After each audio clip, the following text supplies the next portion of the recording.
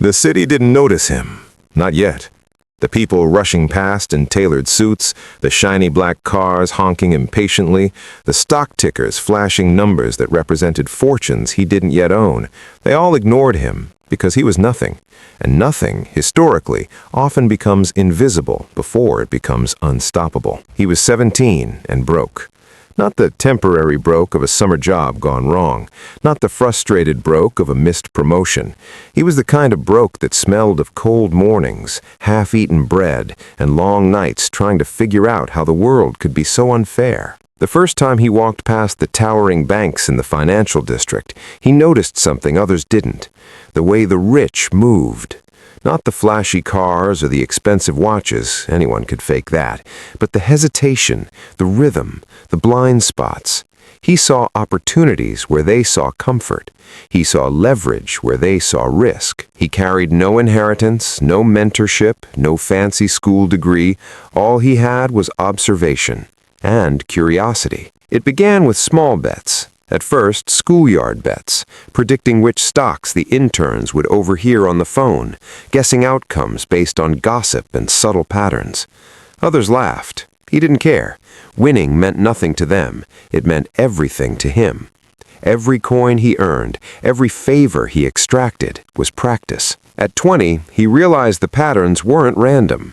The world's richest men, the ones who seemed untouchable, were predictable. They moved based on reputation, fear, and habit, not absolute logic. He began studying them quietly. Meetings he couldn't attend, public announcements he couldn't influence, filings he couldn't access. All of it spoke volumes if you knew how to read between the lines. He took risks no one else dared. Small risks, invisible risks. He didn't buy stocks. He didn't attempt businesses he couldn't survive if they failed. Instead, he studied information flows, behavioral patterns, and the invisible rules of decision-making. While others were sleeping, celebrating, or distracted by status, he memorized, calculated, and plotted. Then came his first break. A failed investor made a minor mistake, a mispriced asset that the rich ignored because it seemed trivial. He acted, not by buying it outright, but by creating leverage. He offered a simple service, a small calculation, a piece of insight disguised as help. The investor ignored him at first, then hesitated, then acted, and for the first time, the invisible boy became noticed, if only for a second. By 21, he was learning more from failure than success. Failed partnerships, misjudged trades, and overlooked opportunities were not losses, they were data. Every rejection refined his model of the world, every slight sharpened his instincts. The richest men didn't realize it, but he was mapping their behavior with precision. At 23, he attempted his first real maneuver. He didn't have the money to compete with billionaires, so he competed with information. A minor market fluctuation, a credit misalignment, a shipment delay. He connected dots faster than anyone. One investor quietly profited because he provided insight. That investor didn't know him. He didn't need to. By influencing outcomes invisibly, he was learning the ultimate lesson. You don't need wealth to control wealth. By 25, his reputation among the invisible networks had grown. People who mattered didn't know his face, but they knew the results. Small, unnoticed victories began compounding. One debt restructured here, one mispriced asset discovered there. Slowly, he became a utility, an hidden cog in the machine that no one realized was operating. Yet the boy still lived simply. He ate cheaply, he slept poorly, friends were a distraction, frivolity a luxury he couldn't afford. But each sacrifice accumulated not just wealth, but understanding. He knew that to outsmart men who had billions, he didn't need money. He needed insight, patience, and courage beyond fear. At 27, the first major test arrived. A market shock, a sudden collapse in a minor but heavily leveraged sector. Most ignored it. Others panicked. He watched. He acted carefully, quietly, and decisively.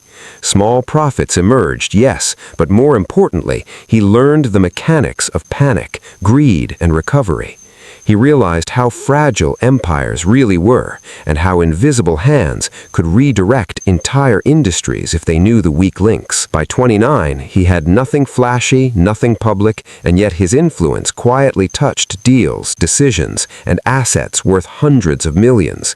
He was still the poor boy the world overlooked, but he had something the richest man lacked: perspective. They had money. He had leverage. The real journey hadn't begun, but the seed of a billion-dollar empire, the idea that a single determined mind could manipulate outcomes without owning everything, was planted. At 30, he would face his first personal collapse, not financial, personal, and it would almost destroy him. But that collapse would teach him the single most important lesson of his life. You cannot outsmart the world without first understanding yourself. And that understanding, when applied, could turn the poorest boy into a man who would one day outsmart the richest men alive. The collapse at 30 hit him in a way he hadn't anticipated. Not because he lacked preparation, it was because preparation alone could not shield him from the human element. A partner betrayed a contract, a supplier delayed critical shipments, a minor miscommunication triggered cascading delays.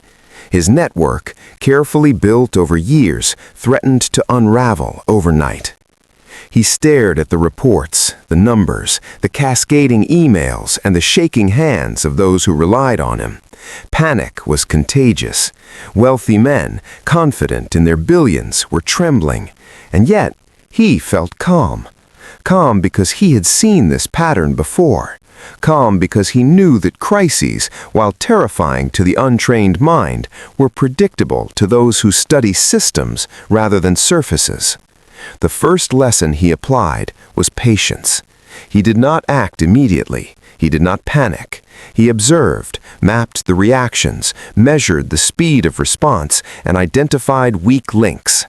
Each hesitation from a partner, each rushed phone call, each overreaction became a node of leverage. By 31, he was already repositioning influence quietly, redirecting shipments, nudging decisions, restructuring small loans, all invisible, all legal, all precise. People noticed results, but not him. When losses were averted, praise went elsewhere. When minor profits surfaced, others took credit. He accepted this. Recognition was irrelevant. Control without visibility was far more powerful than fame. By 32, he had created a system, not a business in the conventional sense, but a network of influence that moved capital, goods, and information faster than most executives could comprehend. He didn't need money to control money. He needed structure, timing, and behavioral insight. The next opportunity came quietly.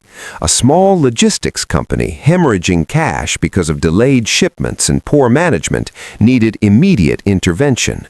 Most billionaires ignored it. It was too small, too tedious, not glamorous enough. But he saw leverage.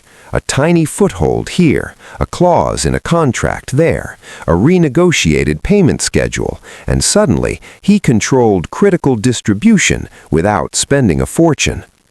He implemented the changes personally, not through emails or delegation, but by being present in warehouses, monitoring routes, and understanding the delays firsthand.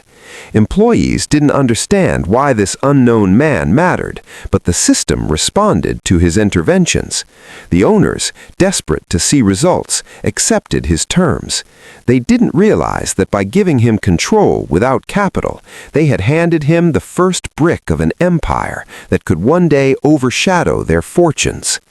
By 33, he was expanding influence quietly, not by acquisitions, not by mergers, not by flashy headlines, but by creating dependencies. Companies began to rely on him for problem solving they couldn't manage. Banks began consulting him for risk assessment he never charged for publicly. Suppliers adjusted their delivery schedules to accommodate recommendations he had made anonymously. Every small success compounded, weaving him deeper into the unseen threads of commerce. He experienced failure, too. Some ventures failed, some partners walked away, some strategies collapsed under unforeseen external pressures. But he learned faster than he lost. Each error was recorded, analyzed, and converted into a heuristic for the next opportunity. Failure was no longer punishment, it was a data source, richer than any textbook or market report. By 34, his life looked ordinary to outsiders. A modest apartment, simple meals, no cars, no clothes of distinction, yet his balance sheets were invisible power. By understanding the real movements of money and influence, he was able to create systems where profits appeared without him actively taking risks. Leverage, not liquidity, became his currency. Then the real test came, a sudden economic downturn. A minor sector collapsed, triggered panic in related industries. Executives called him quietly, almost apologetically. He did not intervene for profit alone. He intervened to test his system. Could his invisible network withstand real stress? Could dependencies behave predictably under pressure? It passed, miraculously, not because the world changed, but because he had changed it before anyone noticed. Information flow, credit availability, shipment timing, negotiation patterns, all aligned quietly, guided by the invisible hands of a man who had once been broke and unknown. By 36, he acquired stakes in small but critical companies, energy suppliers, tech support firms, niche manufacturing plants. None of these were glamorous, but each was a node in a network that could be leveraged for exponential growth. He structured contracts so subtly that control was embedded without triggering scrutiny. Even seasoned analysts could not identify him as a key player. By 37, he faced jealousy, suspicion, and threats from competitors. Some tried to buy influence, others attempted intimidation. He did not react in kind. Instead, he expanded intellectually and strategically, creating layers of redundancy and invisibility. Influence became decentralized but coordinated. Power became dispersed yet aligned, and his presence was felt without being seen. At 38, he began mentoring a small circle of discreet allies, not for fame, but for efficiency. Every decision he passed through these trusted nodes amplified his reach without increasing personal risk. Decisions that once required hours now required minutes. Decisions that once required committees now followed simple, automatic structures he had designed over years. Wealth accumulated silently, first millions, then tens of millions, then hundreds. The numbers were irrelevant, he rarely looked at them, but they validated the system. Influence was the true reward, the ability to affect outcomes, anticipate crises, and stabilize industries without public recognition. That was mastery. By 40, his first major empire move came. A distressed conglomerate, ignored by billionaires for its complexity, was perfectly aligned with his invisible infrastructure. He orchestrated a rescue that seemed generous to the public, but was meticulously designed to place him at the core of its operations. Contracts, restructuring, personnel adjustments, every intervention reinforced dependency. When the conglomerate recovered, executives praised themselves publicly. Few noticed that the blueprint was his. From this point, he moved like a shadow across industries, banking, logistics, supply chains, niche manufacturing, commodity trading, all touched by his influence, all following patterns he had codified years earlier. He didn't own them all outright. Ownership was slow, deliberate, strategic. Control was faster, cheaper, and more effective. And all the while, he remained a poor boy in appearance, unnoticed, underestimated, repeatedly underestimated. It was an armor of invisibility he had cultivated intentionally, a cloak that protected him while he built the foundation for an empire the world would eventually recognize as monumental. By 42, he wasn't just wealthy, he was indispensable. Executives called him for advice he never advertised. Governments quietly consulted him for insight he never revealed. Markets moved predictably because he had subtly aligned incentives, information, and behavior across industries. And yet, the true challenge lay ahead, not in maintaining influence, not in accumulating wealth, but in outsmarting the world's richest men at their own game, without anyone realizing they were being outmaneuvered. He had gone from poor boy to invisible architect. But could the invisible architect survive when the world started to notice the patterns? By 45, the world began to notice, not at first as a person, but as a force. Headlines mentioned mysterious consultants, market analysts praised unexpected stability, and executives whispered about unseen hands guiding outcomes. He still did not own half the companies he influenced, yet his power had grown beyond comprehension.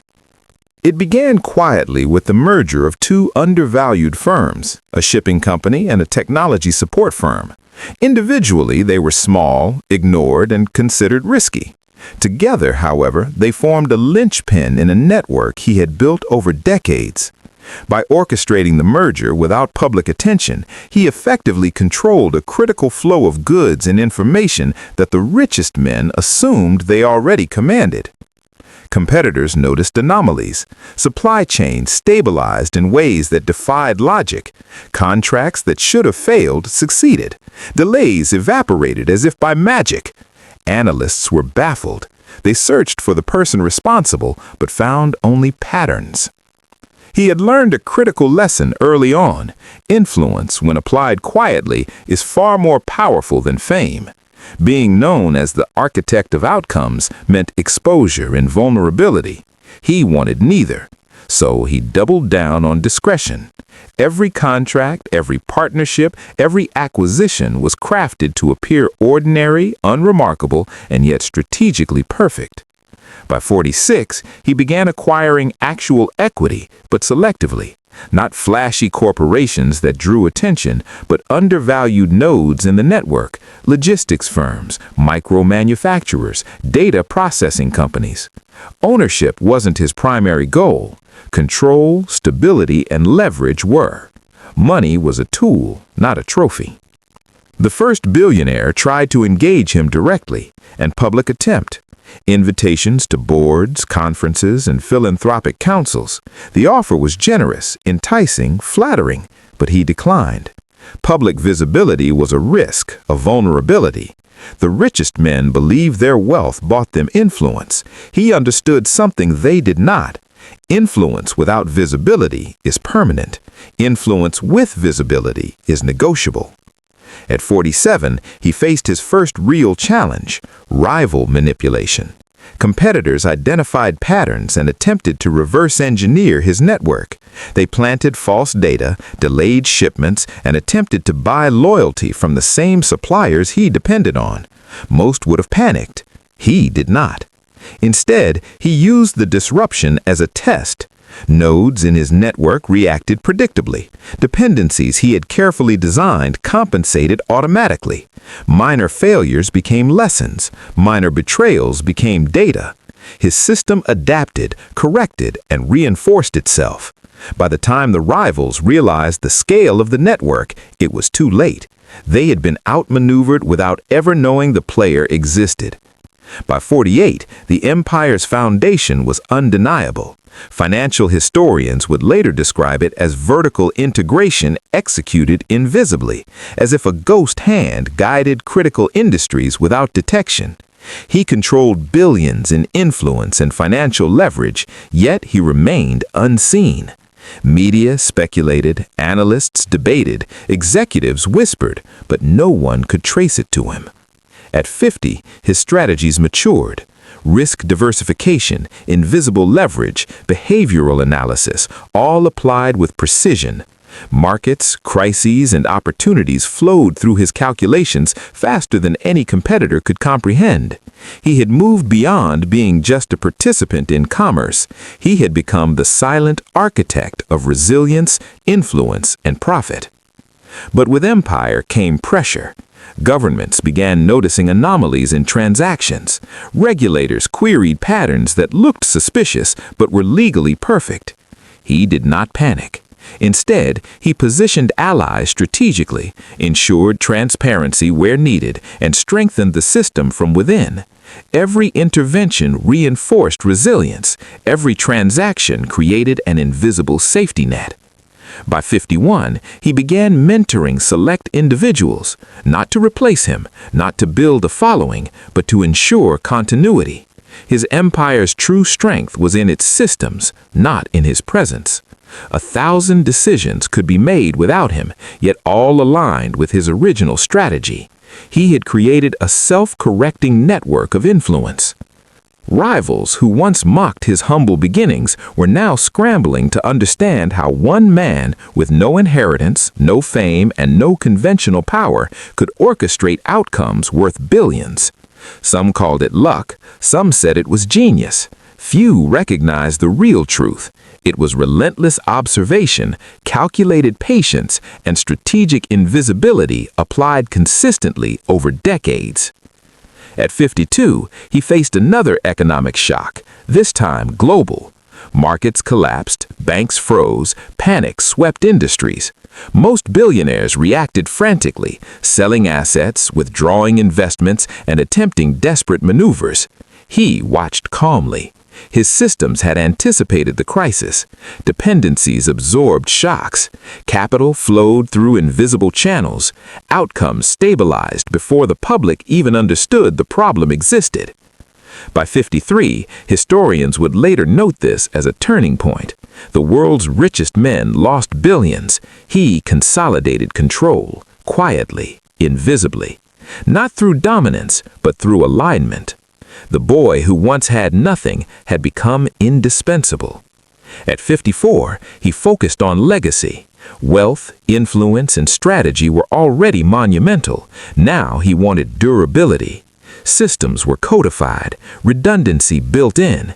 Education, mentorship, and subtle philanthropic investments ensured that the principles he had discovered would persist.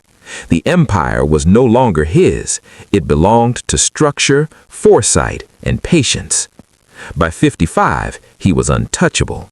Decisions that once required committees now required him alone. Yet to the public, he was still a shadow. Invisible, underestimated, overlooked. The perfect position to continue influencing the world without risk. The lesson, however, remained personal. Every advantage he had gained originated not from money, but from scarcity, observation, and insight.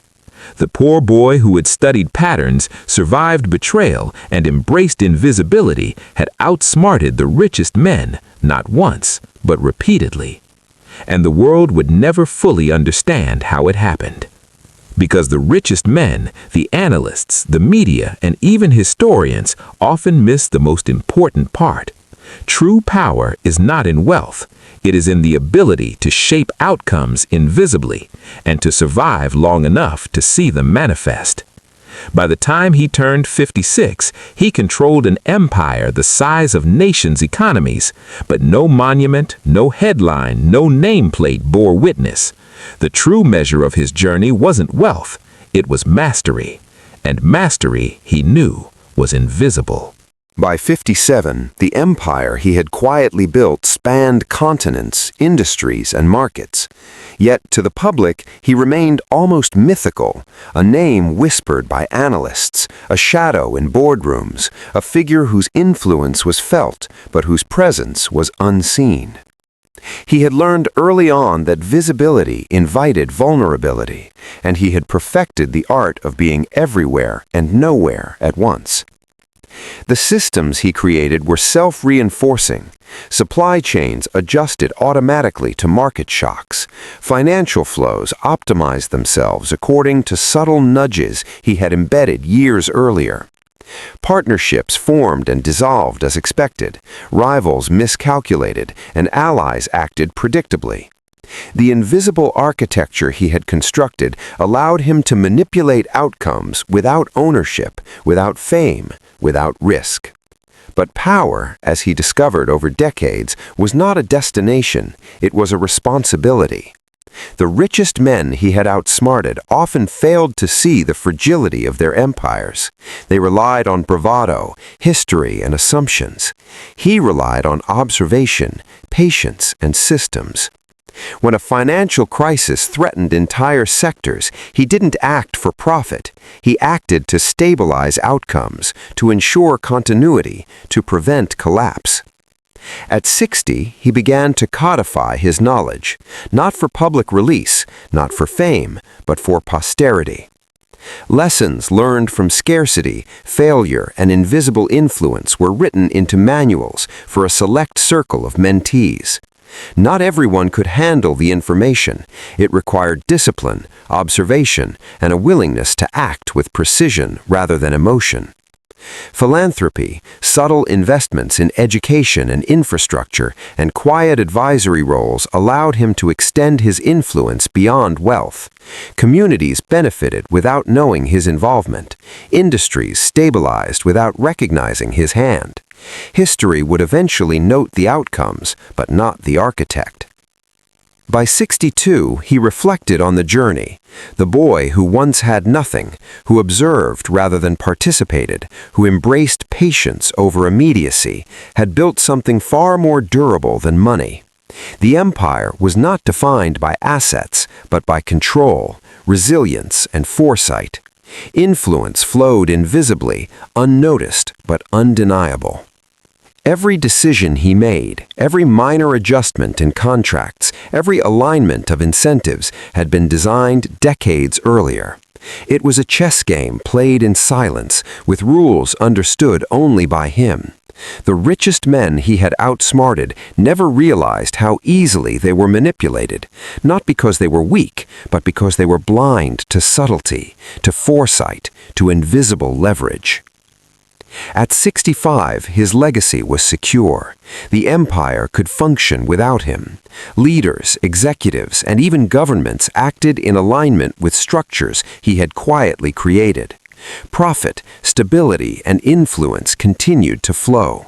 He had achieved what few ever could: power without reliance, control without visibility, impact without fame. Yet he remained humble. Not in appearance, not in attitude, but in understanding. Wealth, he knew, was fleeting. Influence, if unguarded, could vanish. The lessons of scarcity, failure, and careful observation, the lessons that had shaped him, were far more valuable than the billions he had accrued. He spent his later years mentoring quietly, observing patterns of new generations, offering guidance only when necessary. The principles he instilled, patience, observation, systems thinking, and the use of scarcity as leverage, would persist long after he was gone. His empire, visible only in its outcomes, had become a living case study of invisible mastery. The boy who had once been poor, overlooked, and underestimated had done more than build wealth. He had built a framework for power, a blueprint for turning scarcity into opportunity and failure into knowledge. He had outsmarted the world's richest men, not with audacity, but with discipline, not with force, but with foresight, not with noise, but with silence. And as he looked over the cities, the industries, and the markets that quietly obeyed his design, he understood the final truth. History rarely remembers the invisible architects. It celebrates the visible names, the flashy headlines, the people who take credit. But true power, he realized, is silent, patient, and invisible, and that is exactly how he had mastered it. The poor boy who had lost everything had become the invisible force shaping the fortunes of billions, outsmarting the richest men, not once, but consistently across decades. And in that invisibility lay the greatest victory of all. Because mastery, real mastery, is not about wealth, fame, or recognition. It is about creating outcomes the world cannot ignore while remaining unseen. He smiled quietly. The journey had begun with nothing, and it had ended with everything that truly mattered.